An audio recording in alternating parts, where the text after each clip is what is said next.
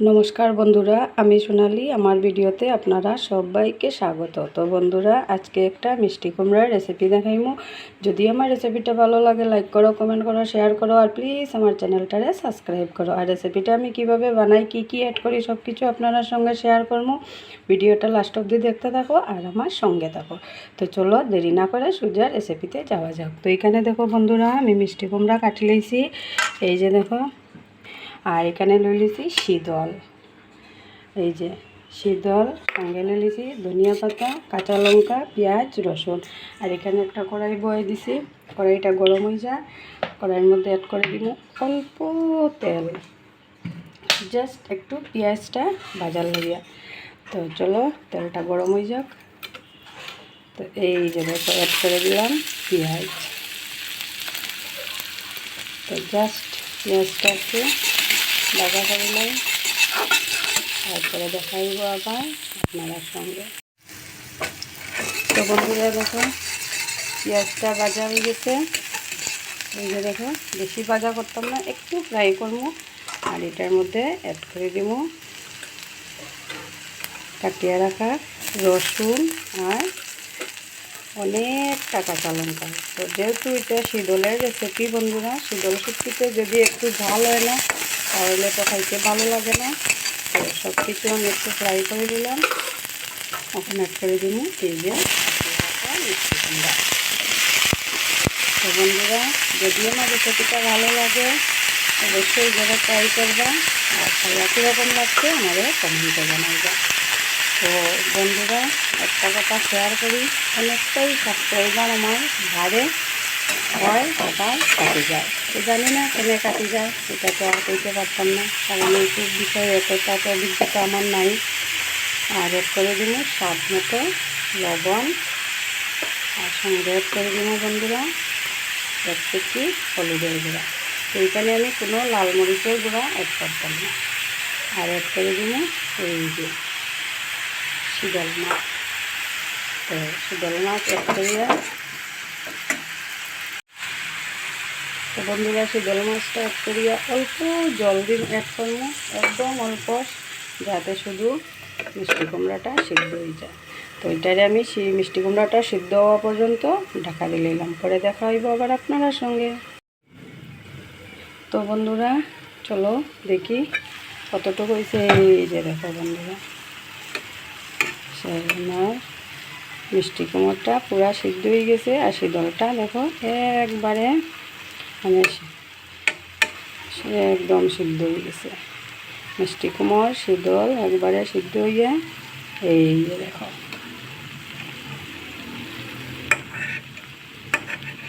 এই দেখো বন্ধুরা, সুন্দরভাবে শীতলের কাঁটাটা উঠাইয়া লিয়েছি। এই যে দেখো, তো এইভাবে আমি সবটি কাটা পরিষ্কার করলেই তারপরে দেখাইব আবার আপনারা সঙ্গে। তো এই দেখো বন্ধুরা, সব শীতলের কাটা ফেলাই দিচ্ছি। তখন বাচ্চা ছোটো বড় সবাই খাইতে পারবো। আর এই যে দেখো, এখন হাতার সাহায্যে খুব ভালো করিয়া লাড়িয়া টাড়িয়া দিলাম। আর বন্ধুরা, এটার মধ্যে আমি কোনো গুঁড়ামরিচ অ্যাড করলাম না। এখন অ্যাড করবো অল্প জল, মানে যার যতটুকু প্রয়োজন অতটুকু জল অ্যাড করবা। তো আপনারা মানে আমারে প্রশ্ন করতে পারেন, দিদি ভাই আপনার কড়াইটা এরকম কালো কেনে? তো বন্ধুরা, কড়াইটা পোড়া লাগে গেছিলো। তো আপনারা তো যারা আমার ডেইলি ব্লগ দেখুন তারা তো সবাই জানো যে আমার বাসাতে মানে বাসন্তী পূজা হয়েছিল। আর তখন তো কড়াইয়ের উপরে দিকে অনেক চাপ গেছে, অনেক রান্না বাড়া, পুরা 5 দিনের প্রোগ্রাম। তো তার লাগিয়া কড়াইটা অনেক বেশি পুরা ছিল। এখন তো মানে এতটুকু পরিষ্কার হয়েছে, পরিষ্কার করিলেইও কিন্তু মানে একটু টাইম লাগবে।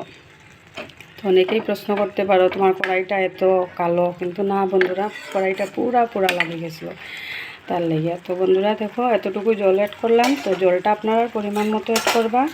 আর এই যে দেখো, এখন অ্যাড করে দিলাম কাটিয়ে রাখা ধনিয়া পাতা। আর ঝালটাও আপনারা পরিমাণ মতো যে যতটুকু ঝাল খাইবা অতটুকু অ্যাড করবা। আর শীতলের যদি কাঁটাটা বাইর করে দেন এরকম, তো বন্ধুরা ছোটো বড়ো সবাই খাইতে পারবো, আর কাঁটা লাগার কোনো ভয় থাকতো না।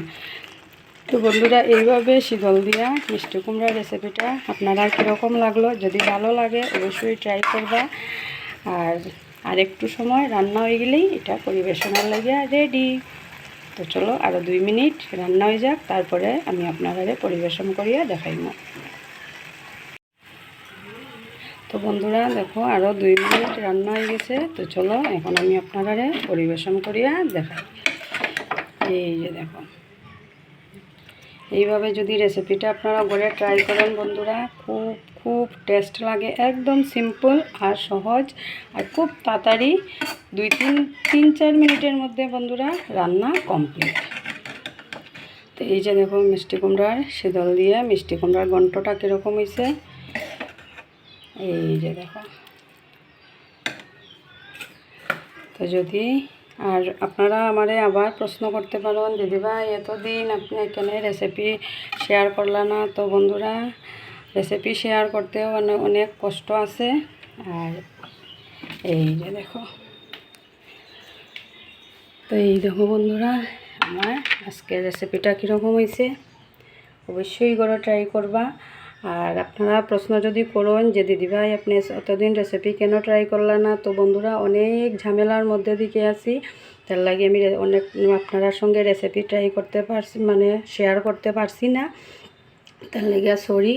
তো চেষ্টা করবো আপনার সঙ্গে ভিডিও শেয়ার করার, রেসিপি শেয়ার করার, মানে যতটুকু আমি পারি সব কিছুই আপনার সঙ্গে শেয়ার করার চেষ্টা করবো। তো এই দেখো বন্ধুরা, যদি ভালো লাগে তাহলে অবশ্যই চ্যানেলটা সাবস্ক্রাইব করো, আর এইভাবেই আমার সঙ্গে থাকো। টাটা, সুস্থ থাকো, ভালো থাকো।